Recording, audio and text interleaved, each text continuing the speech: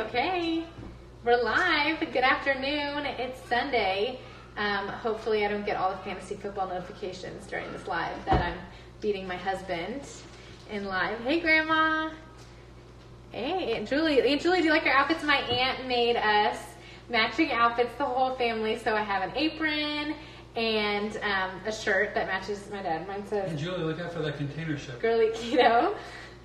We have so many people here. I'm so excited. I'm so excited to have everyone here. And we are going to post this for 24 hours. So if you have to like cook dinner for your family or leave or whatever, and then I'll post it on YouTube after so you can watch. Because my dad's sharing a little bit about like why he started keto, his keto low carb journey, and then also we're going to be cooking his egg puffs that he's been making since I was born. And I have a pad of paper. So if you have questions at any time for us, I'll be writing them down, and then we'll do like kind of questions at the end. I do have some questions already submitted from people, so that's kind of what we're going to do. And then right at the end, we're going to finish our steaks from the sous vide. So they've been cooking for about 2 hours.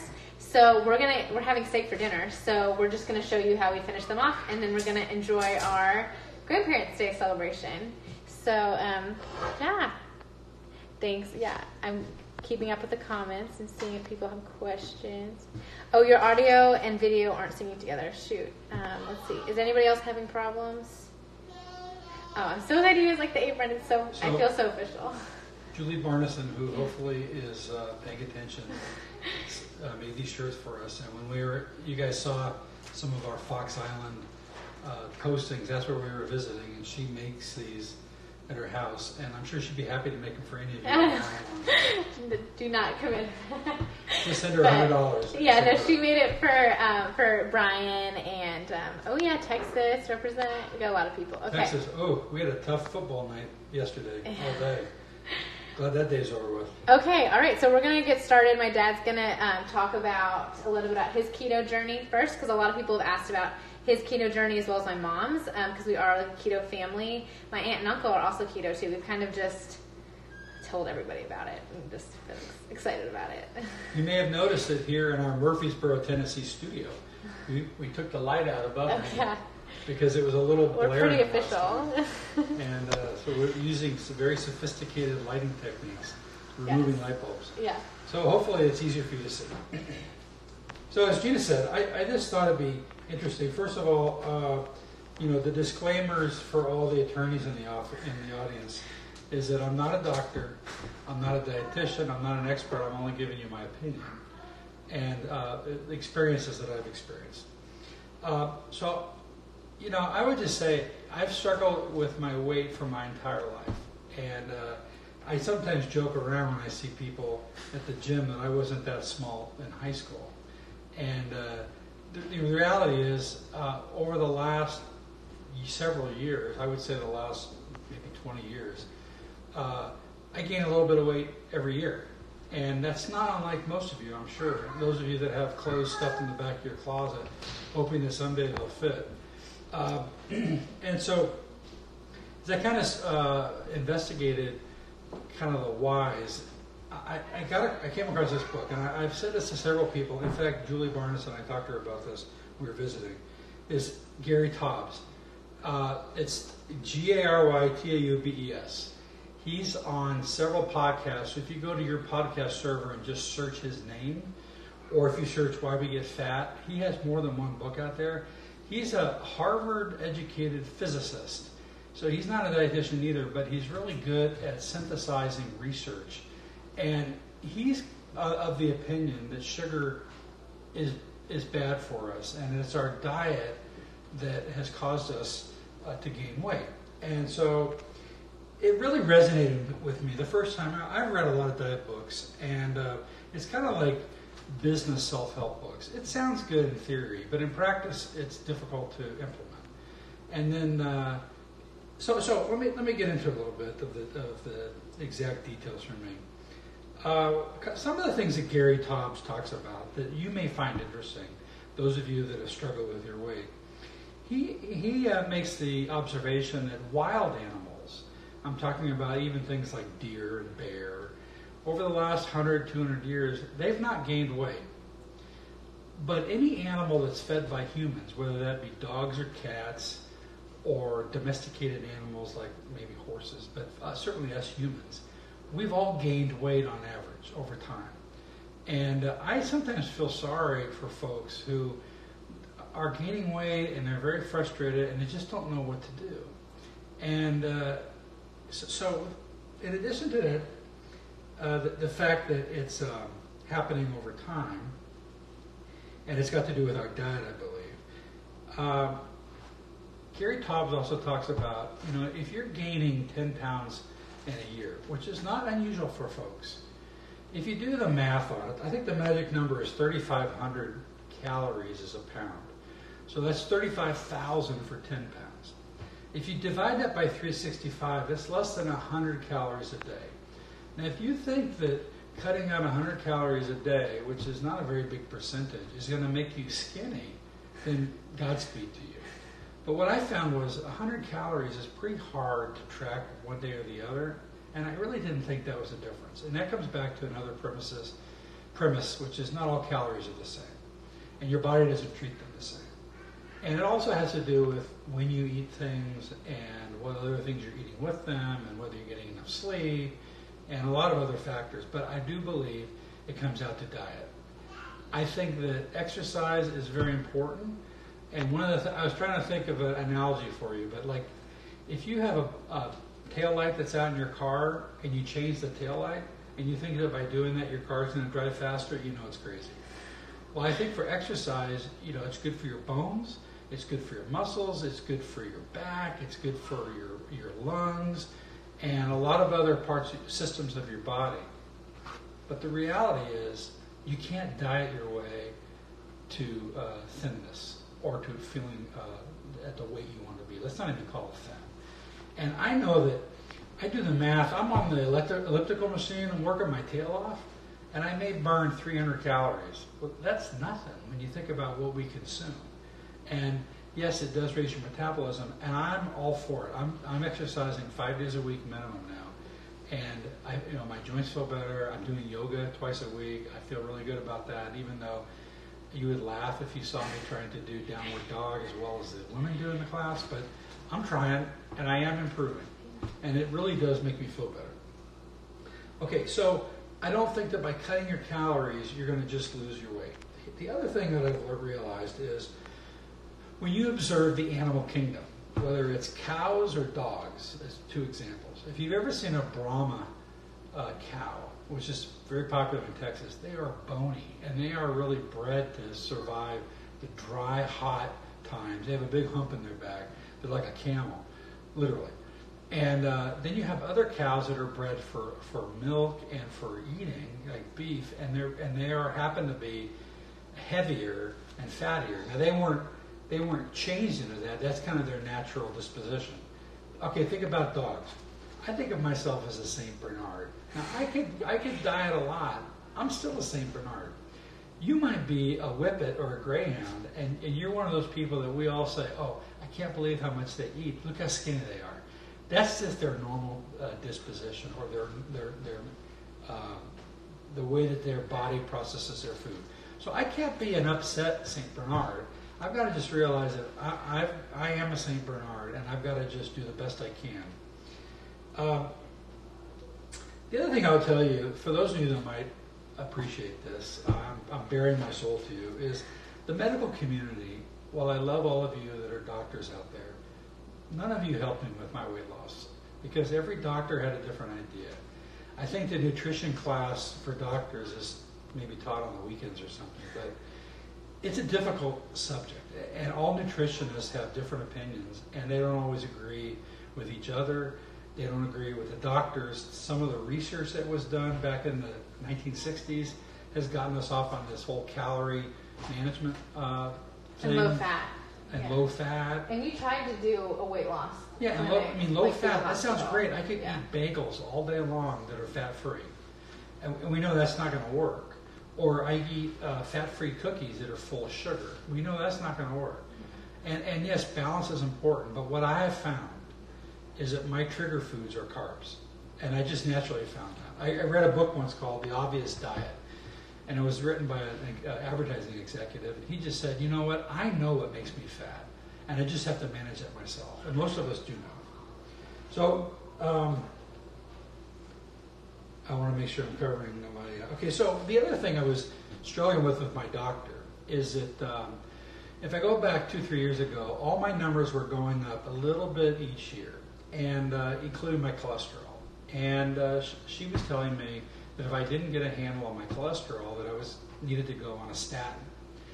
And Gary Taubes talks about statins a little bit in his book. And I'm also not really hip about statins because when you read some of the literature that I've read, what I've learned is that the cholesterol that you eat doesn't necessarily translate to the cholesterol in your bloodstream because it's a different process. It's true, if you eat a lot of cholesterol, you may end up with a lot of cholesterol in your blood. But I know people who've gone to low cholesterol diets and still are creating a lot of cholesterol in their bloodstream.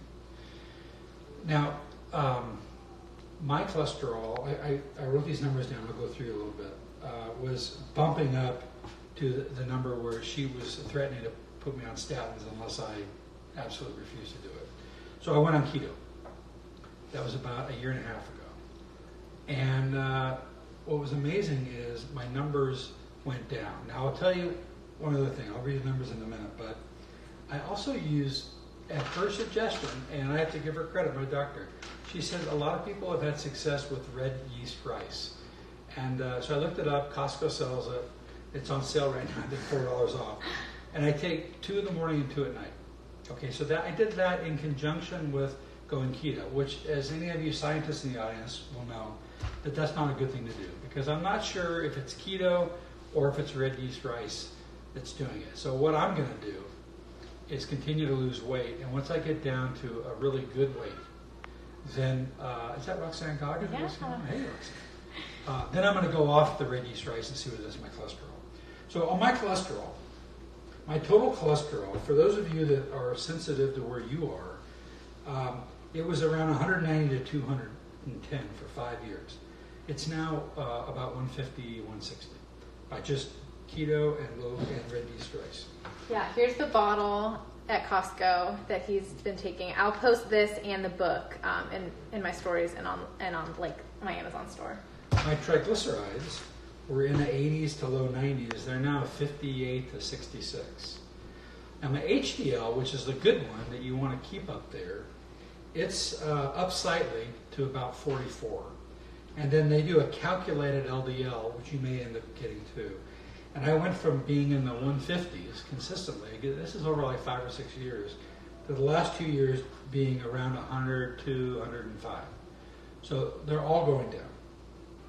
Now my glucose is one that those of you who are worried about becoming type 2 diabetics, it's one of the measurements that my doctor always talks to me about. And my glucose was 118, 126, and it was going up just a little bit every year. It's now 101. Now that's one that I'm going to use as a measurement because I want to get it to 99. That's the magic number, 99 or below. But it's down, 20%, 25%. So that's just in like a year. And he, I did the like tracking weight loss. Like I want to see how much I can lose in a year. He did more of like, I just want to eat the keto food. So he's just now this week tracking for the first time, which I've talked about a little in my stories. And both my parents are having a huge success tracking for the weight loss aspect because just because you're eating keto foods doesn't mean you're going to lose weight. So that's a little bit what. So my friend Marshall Maddox is the one that told me about why we get fat, and I read that, and it was independently. Gina came up and said, "Hey, I'm really thinking about trying this keto thing." So I went along with her to support her. Now I will tell you, in truth in advertising, that Joan, my wife, and I. Sorry. She has people taking care of her for a minute. We have people taking care of her, namely her father and my wife.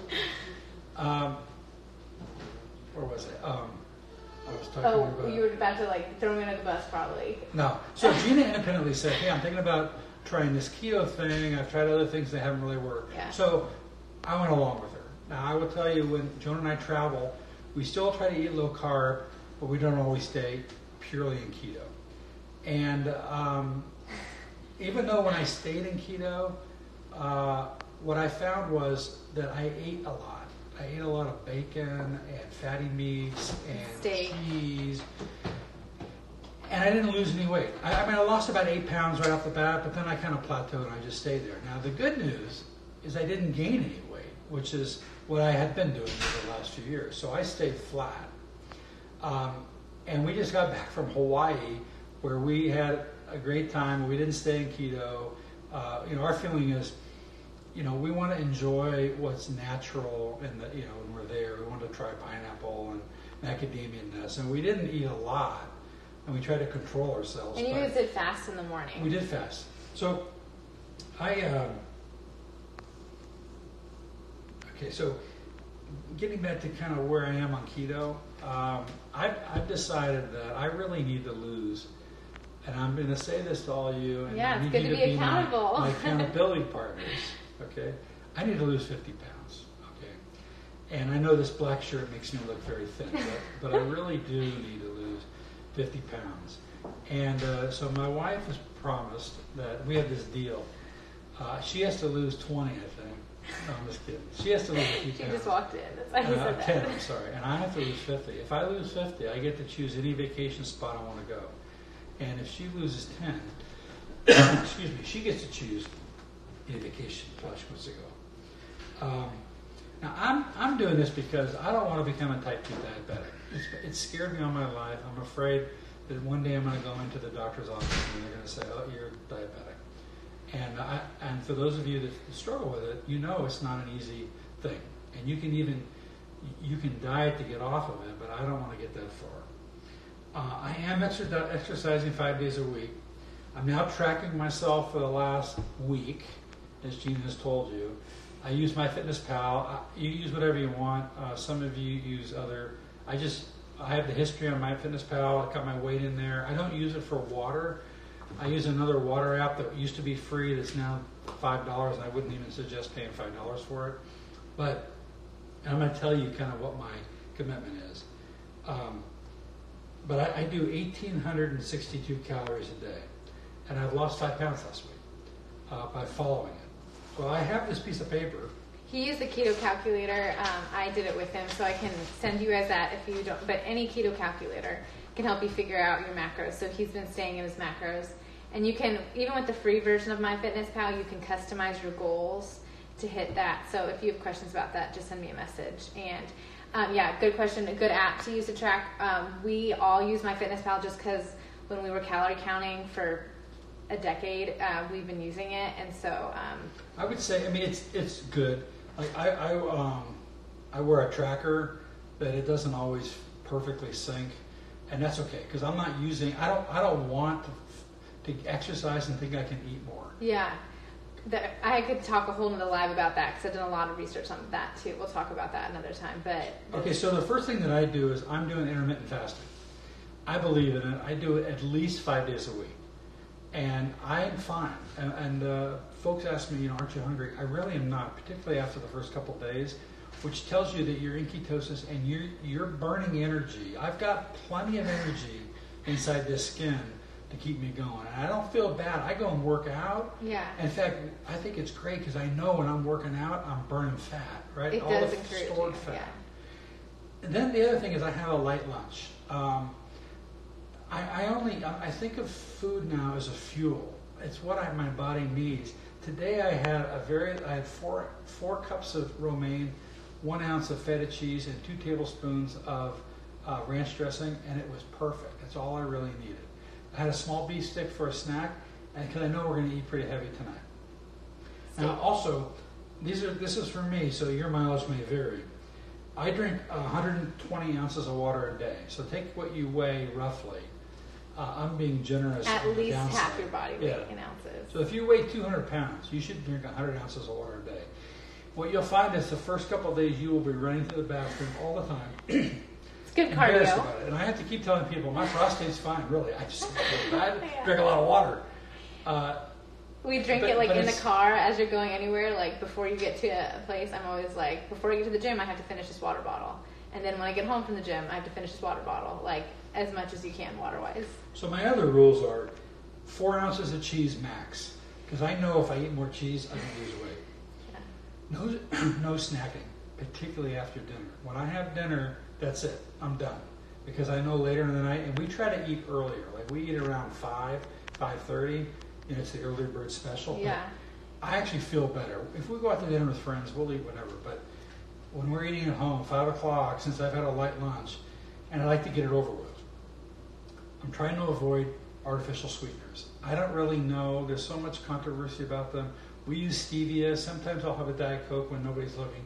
Gina gave me the stink eye yesterday because I had a Diet Coke. But I don't have a lot of it. And it doesn't, it doesn't trigger me to want to eat sweets. I just enjoy the flavor of it. Also, I'm doing less than 20 carbs a day. Is that 20 net or 20 total? 20 net. Okay. Because MyFitnessPal counts total carbs, which I'm totally fine with because I can mentally kind of count my net carbs. And I'm not, my carbs are only from vegetables. Usually I don't eat like protein bars or anything. Yesterday that there was a big discrepancy. Well, we weren't sure if we had to measure out the lettuce because like a couple like romaine is like 0 calories. It's like 30 calories for a couple cups. So we were like, do we have to track it? Like, and how about that chocolate bar we were eating? Yeah, well, but it's keto friendly. Yeah, but it's got a lot of sugar alcohol. Yes. In it. So I like to err. Honestly, I think if you get into too much, that's. But yeah, Carb Manager does do net carbs. So if you're wondering, we try to keep it really like real foods, just because I think feel better. Net, the less carbs you have, the better. Yeah. Now it'll help you deflect your friends who are criticizing you about keto because you tell them, "I'm eating carbs. I'm having green vegetables. I'm having salad. I'm eating zucchini, whatnot. We have a ton of vegetables. Eggplant. Yeah. I just control it and make sure I don't have too much fruit and juices and other things that contribute to those empty carbs. About Diet Coke, I would say like it's totally fine, to drink. Some people just don't. I mean, he used to work at Pepsi. Like we are not against diet sodas at all, but there's actually very sketchy research on anything to do with some artificial people sweeteners. believe that it could trigger you to want your body. Some people think or feel like it makes their body want other sugars. Like their body doesn't know the difference between artificial and real sugars, and it just makes them want to eat more. It's just personal preference and what you feel best on. It's kind of like the lower carbs. I want to just be safe. So I'm going to limit my artificial sweeteners. I also try to get 10,000 steps a day. I get 8 hours of sleep, which I think is really important. I drink no more than 6 cups of coffee a day. So I do get some caffeine. I drink it in the morning. I don't know my caffeine. Normally I drink 4. I'm sorry. So this is really confusing. For you coffee manufacturers out there, how confusing is it that you pour 2 cups of water in to get 1 cup of coffee? Because we always have this debate. How many cups do you want tomorrow? I want 2. Well, that means you make 4. Yeah. It's confusing. Someone just asked if we intermittent fast. Yes, we do. We did not the whole time. I was always like the person that, because my husband he gets really focused and will naturally skip meals, and I was very skeptical. I was like, I don't even know if I can talk to you. A couple days ago, I fasted 23 hours. Yeah, but we just eat when we're hungry now, which is amazing. And so the first 6 months of my keto journey, I did not intermittent fast. I still dropped a ton of weight. So if my mom does not intermittent fast though. She cannot, as soon as she wakes up, she eats. And she still, had a lot of success. The last 2 things I'll tell you before we move on to our cooking is, again, this is just my kind of I leave this around, I carry it around. It's just his set of promises, which is important to have your own. I weigh and log every morning. And I know some mornings I'm heavier and whatnot. I want to weigh and log every morning just to kind of have that commitment to myself. But you don't log your food ahead of time, do you? No. Some people do that. Some people really like to log their food in the morning so they know exactly what they're going to eat the whole day. Some people log it the night before. If I know I'm going to have something at night that's going to be caloric and I can log it, Gina, I will do that because it helps me manage what I'm going to have for lunch. Mm-hmm. Like steak. Because I don't want to leave any calories on the table. Oh my gosh, I'll have to do the math again, but we calculate it because we're having huge, New York strips, right, for dinner. Yeah. And they're so caloric. I mean, but so good. But we realized how many servings were in one, which we would have normally eaten a whole one. It was 15 servings. It was crazy. So we're gonna cut it in half and have vegetables. So the last thing on my list is, I was born in the late 50s, raised in the 60s. I meditate twice a day. Oh yeah, that is huge for you. And sometimes I get up before anybody, or I'll just, when I take time to do it, I take 20 minutes twice a day. My mom does too. It's a whole nother subject if you want to know. If you're really curious, you should look on YouTube at what Ellen DeGeneres and Jerry Seinfeld say about tea and meditation. I think you find it very interesting. So, that's offset of our subject matter here. Now we get to cooking. Okay, so when Gina was a baby, we lived in Connecticut, and we used to drive past a place called the Bagel Man. And the Bagel Man used to make these delicious sandwiches, and my parents would visit, and we'd always go to the Bagel Man, and it became kind of family lore. Unfortunately, we can't eat bagels anymore, but when we were growing up, when my kids were growing up and I was a young father, we used to make bagels because everybody thought bagels were good for you. They were low fat, and I would make a bagel sandwich on, Gina says every morning, but I think she's exaggerating. Well, every Sunday. Every Sunday. And any holiday. Like Christmas, Yeah. we still, like for Christmas, if you like go way back to my first post, I think it was like on Christmas I made keto bagels for the first time, and we made this. Like, it's what we do for anything special. Now, what we're going to show you and teach you today, it's something you can translate into other things, uses for eggs. Okay? Let me get closer. So first of all, we're using a glass container. I know there's a lot of question about the safety of plastic, but if you go to Home Goods or TJ Maxx or any discount store, you'll find that they sell these as food storage containers. Yeah, this is like a Pyrex one we got from a set, So like any we have size. Two different sizes. This one's a little small if you have a smaller size and you want to do that. This one is a little bit bigger. Okay, so what I normally do is I used to use pan, but now that we're keto, we use coconut oil. And you should check, just make sure you're trying to get just 100% coconut oil sprayed in. And it acts as a lubricant to keep the egg from sticking. You could also use butter if you wanted to. We also use avocado oil and olive oil spray, but try to get one that doesn't have. I sprayed in just a little bit of it just to kind of get it coated. Then I have 2 eggs. Now you can make this with 1 or with 3. It's your choice. But and the good news is, just like I just did, if you crack the egg yolk, it's not a big deal. And I have a piece of egg in there. Okay. If you use the shell, that helps. Do you know that trick? Yes. Okay. Sorry. You can get it out. Okay. There. Now I use a fork to agitate it a little bit. And I've done them in every different kind of microwave. So you have to figure this out for yourself.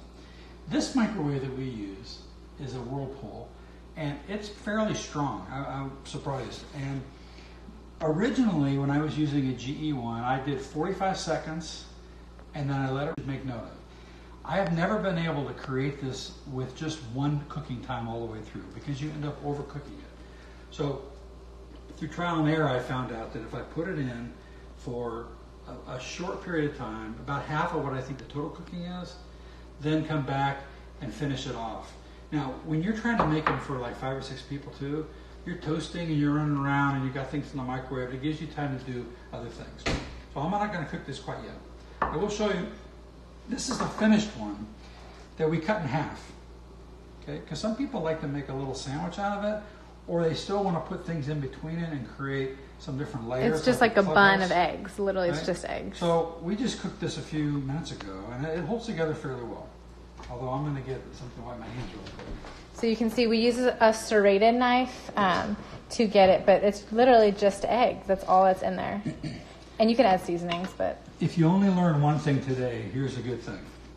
Serrated is good for anything that's soft. Bread. If you've never tried it on tomatoes, it's the way to cut tomatoes. So you use a serrated knife, and you don't rip it apart when you're cutting it.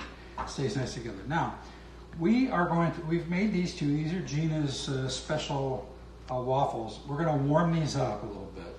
So those are just the chaffles, just like in the little dash machine. Just I'm sure everybody knows about those, but yeah. So what we're ultimately going to do is we're going to cook the egg. Then we're going to place on either side some Canadian bacon. And then I've also measured out 2 ounces of cheddar cheese. Now you can also, some people like to use everything but the bagel sesame spice. I like to put a little salt and pepper on it too. And then I put hot sauce on mine. I love this, my particular favorite hot sauce. What is that one called? It's El Yucateco. Okay. And they have different varieties. I don't like the green one. Be careful because there's really, really hot ones, and this is the best one. It's a nice habanero flavor. And I will post the recipe. I have it on my blog, and we're going to post this to YouTube, so don't worry if you have to. Okay, so now we're going to do 40 seconds. Ooh. We tried earlier at 45. I felt it was a little heavy. So, okay. So while that's cooking, I'm going to go put this in the toaster because we want to brown it up a little bit. Those were from the freezer. I prepped mine. My Keto Oki waffles, or just my chaffles, whatever you want to call them. I prep them and then put them in a bag so that they are ready to go, and put them in my freezer. You could probably keep them in the fridge, but they last and they heat up super well. So you can do them in an air fryer. You can do them in a microwave too when I'm bored. Okay, so or when I don't have time. When this is done after 40 seconds, I'm going to show you that it's still runny, but it's starting. If you can see in there, it's starting to puff up a little bit. Here we go. Okay, so it's pretty puffy, but it's still undercooked. It's still wet and it would fall apart. But it's important to let it rest and not just think you can skip this step. That's right. So, and you can see it kind of comes down, flattens out a little bit. It's like a souffle. If you've ever had a souffle, it's a lot of egg in souffle. Okay, so now we're going to put it back in for 20 seconds. That's been long enough.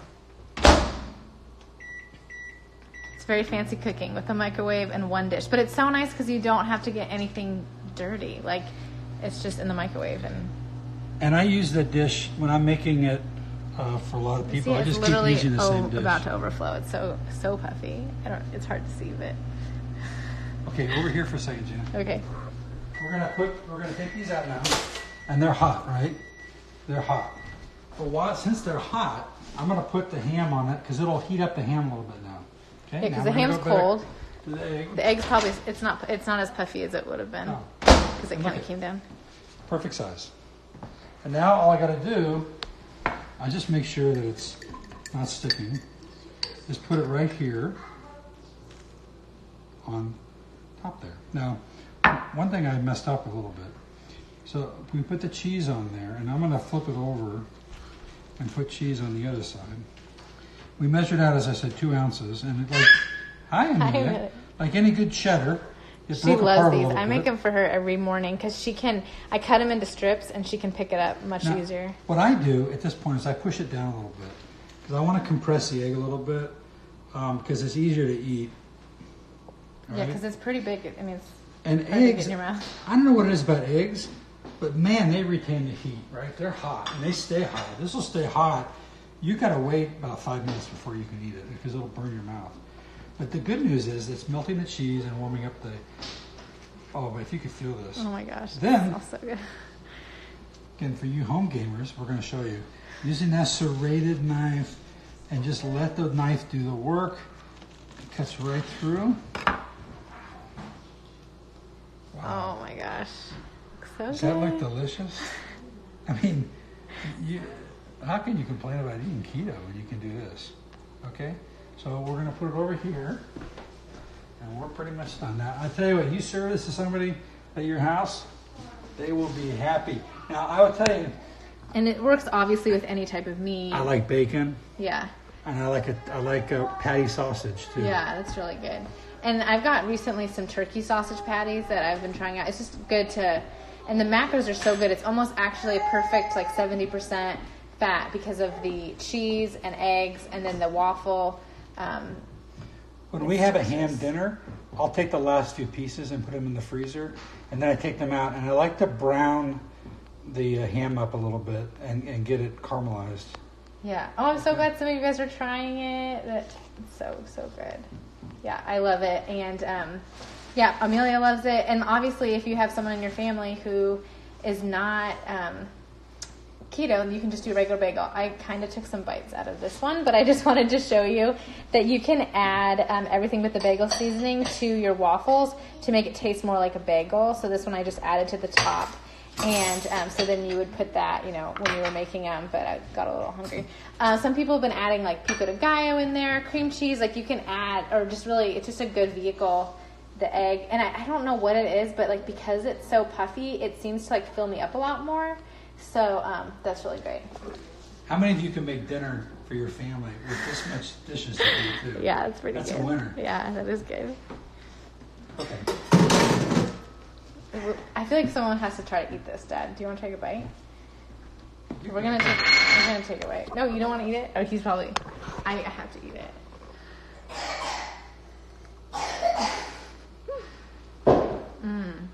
And then you can see it's all gooey, cheesy. It melted just from... Anybody else want to try one? What? Oh, you never had it? Oh, my mom. Uh-oh. My mom has never had it with the waffles. Oh no, she's gonna. Do you want to come? She's gonna be on video, I think. Oh, look at she has a shirt. I know. I just dropped the cheese. Here, John. Yeah, you can have your own. You don't have to eat after me. Mr. Hands. This is my mom. I don't know. She's not on camera very often. Hi, everybody. Oh, I love this. Looks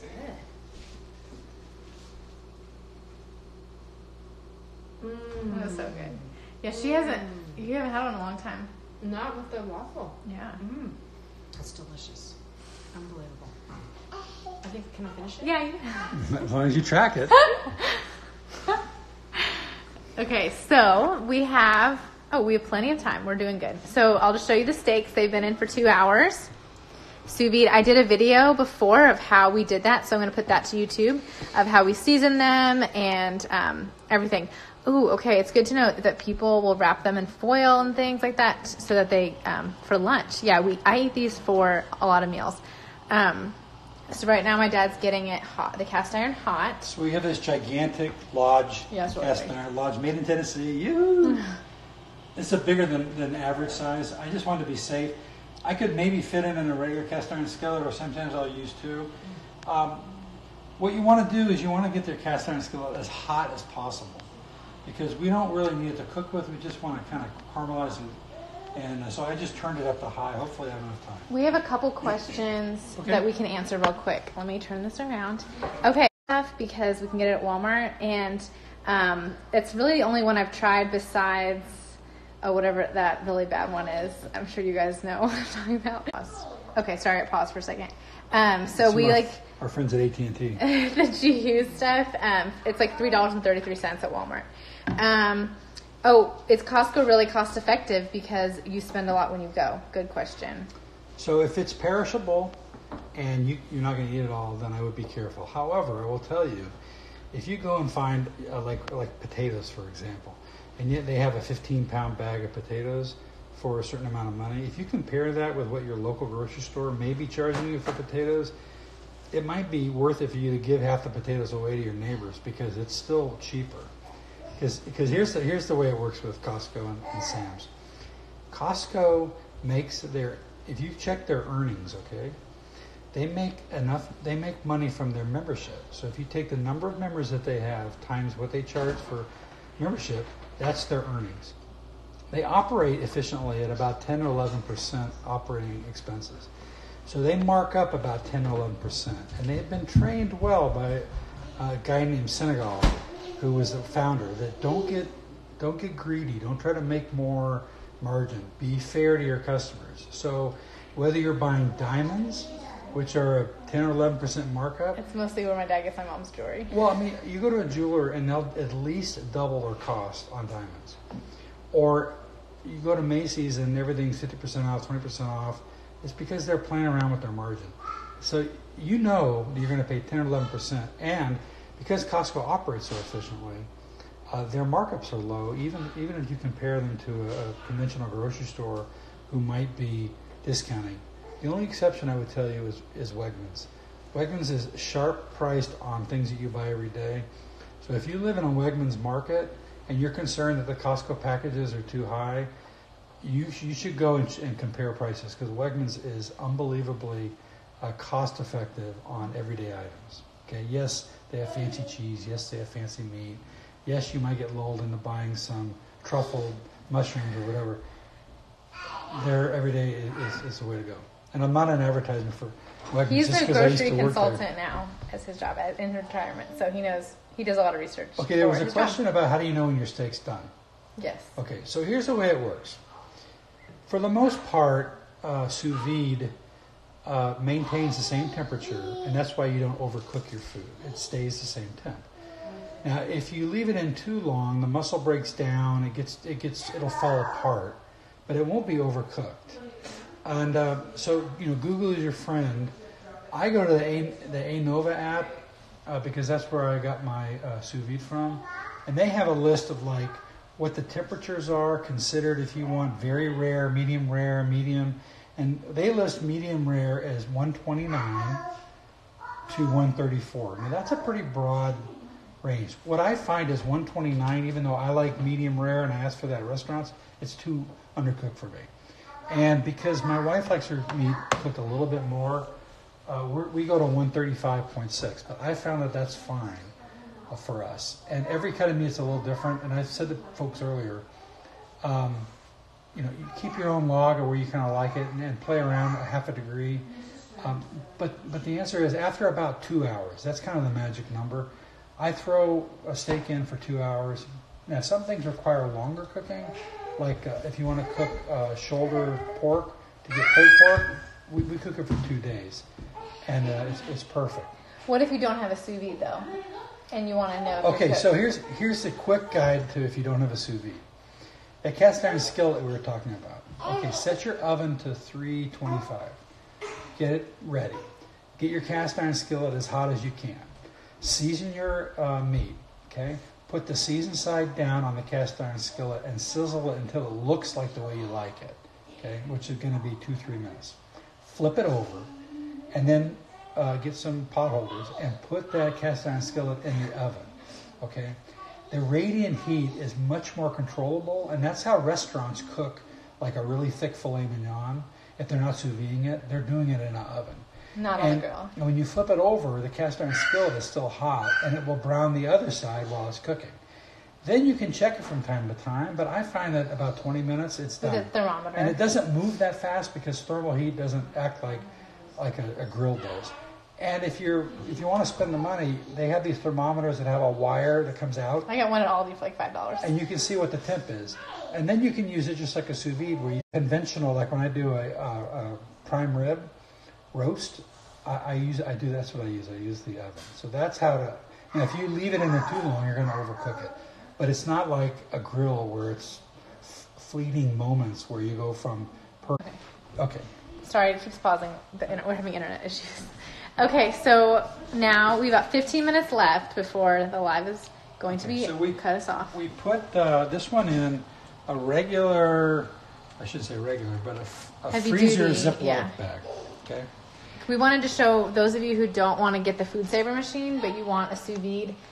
These machines are about $70. For the starting one. So we just wanted to show you that you could, invest in that once and then use those kind of bags if you don't want to get the machine. So this is the one that is from the food saver. The food saver. You see it's nice. But you can see part of sous vide is just cooking it in the juices. So it keeps it super moist that way. Now, I don't know if this is true or not, but I read it a couple places and it made sense to me. And that is, keeping in mind now, we don't want to cook it anymore because it's already cooked at the temperature we want. Is that if we have too much liquid on it, that the steam that comes off as it cooks will... your scissors. The scissors got put away. Cooking shears are Joyce Chen, our favorite. But those are important. What I've been told is if you have too much liquid on your steak, that it will steam it on the cast iron skillet. We don't want that. So we're going to drain the liquid out. Okay. We're going to take it out of its, what is this called, Gina? Some people save the liquid too for a sauce or something, but for right now, you can reduce it if you'd like. I find that we don't really need a sauce or one sauce. Oh, the Spanx. Those are the Spanx. Oh, yeah. Okay.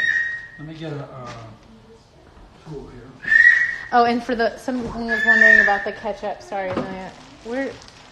We use all the GQ stuff. So, like their barbecue sauce, we buy it all at Walmart. A lot of high fructose for sugar-free. And regular ketchup. Yeah, so that's what we use. Amelia, your auntie said hi. Which auntie? Linda. Oh, Lindy. the newlywed, She sees a steak and that's her she favorite. needs to learn to cook a little bit more since she's a newlywed. No. Okay, so now one of the things with a sous vide is the seasoning does move around a little bit in the juice. So I'm going to put a little bit more on this one where I lost a little bit. That's just the Montreal steak seasoning. Montreal steak seasoning. We put on everything. Okay. Just to kind of get it fresh on there. And now what we're hoping is when we put it on the cast iron stove, we're going to hear a little sizzle. Hopefully the fire department doesn't have to come. Oh, there we go. Sounds good. Thank God I got the big one, Gina. Yeah, it's a huge lodge. Okay, now the other thing is I have more than one time set off the smoke alarm in our house because the fat does. And our current home doesn't have the best hood. This Gen Air works okay. So we're hoping that this is going to be about 1 or 2 minutes on each side, and then we'll flip it over and serve it. Now, a word about plates. We're kind of in a temporary house between houses right now, and we don't have a plate warmer. But if you're having a guest over, and particularly if you have a thinner cut of meat, I highly recommend that you warm your plates. Whether you put them in the dishwasher and put it on heat, or you put them in the oven at the lowest possible setting, soak them in hot water, whatever. Some people have plug-in units, and I know a lot of you have drawers. I always used our drawers in our old house. Because when you put that piece of steak on a cold plate, it cools it down rapidly. Same with the vegetables. So I really think, when you go to a restaurant, a really good restaurant, they're purposely giving you a hot plate so that things don't cool off. Okay, let's see how we're doing here. A little bit more. And we're having asparagus, which I did a video on, which I'll post to YouTube, on how to steam your asparagus in the microwave. So it's literally just a moist paper towel in the microwave. But that's what we're having. And of course, going to dip it in mayonnaise because that's they have a chicken seasoning. We put it on like vegetables. We get this huge thing at Costco. I think it's like $6 or $7, and it lasts a long time. So you can buy it at any supermarket in a smaller size. Yeah. What I like about it too is it's got salt in it, right? And salt may seem bad to all of us, but when you're on a keto diet, you need your electrolytes. In fact, I just am drinking some now. And salt is, like, in my opinion, the least of your concerns when you're on a keto diet, because you're really cutting out a lot of processed food out of your diet. And I'm sure if you track your salt count, you find it was good. Yeah, it helps you feel better on keto to have a lot of salt. And my dad is drinking his electrolytes right now. These are his. We use the Key Nutrients electrolytes. They're the best value. I think we're ready to make a turn. Okay, so you can see it's going to go from more of a ground up.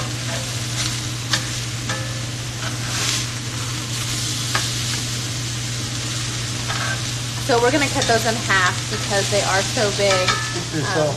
Well, my mom and I are, at least. And we use it to scale to figure that out and figure out our portions for tracking.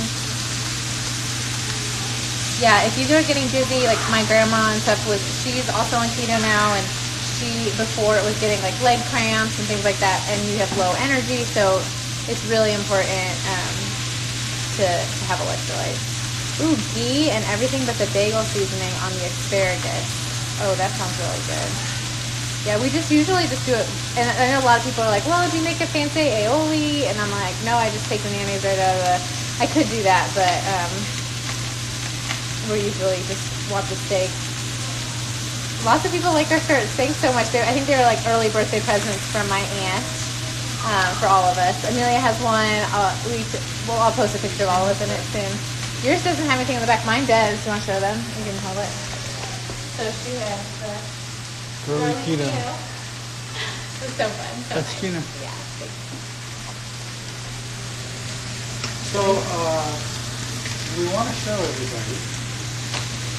Oh yeah, you gotta cut it. You gotta get a new cutting board. Oh, I've seen that core water at Walmart, and I've seen people in my workout class drinking it, but I wasn't really sure what the deal was. So it's good to know that it's actually helpful, that people like it, because I've been. Yes, I'll post about my electrolytes. Thanks for asking. I just take the key nutrients. I can show you real quick. I get them off Amazon, buy them with my own money every single time. I've bought them literally for everyone in my family. This is all what we have. It has the most like bang for your buck, the most nutrients. It's kind of hard to see. Sorry, it's not. But it's about $30 for that one. I know they're coming out with a new flavor soon. So, yeah. Oh, are we thinking of selling the shirts? That's so sweet. I didn't know if anyone would actually want them. But I'll sell mine for $10. No, I'm kidding. No, we love them. Julie will cut me off. I don't know. I could look into that if people really like them, and not have my aunt make them all because she would be busy for a while. So, for those of you that are trying this at home, cooking this on a grill is really hard. 6 steaks. I'm going to pick the thickest one because it's the most challenging. And we're going to take it off. And we know it's already cooked to the temperature because it's been at that temperature for 2 hours. So we know that it's safe to eat. And now, some people suggest that you let your meat rest for a few minutes to let the blood get back into the muscle. And that's true for a lot of cooking. My experience with sous vide has been because of its even, slow cooking, that you don't have that same dramatic, really hot to really cold. So I'm not going to worry about it. And we're hungry.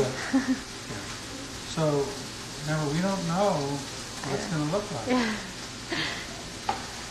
But we have lots of confidence. Oh, all the way through. Oh, Like.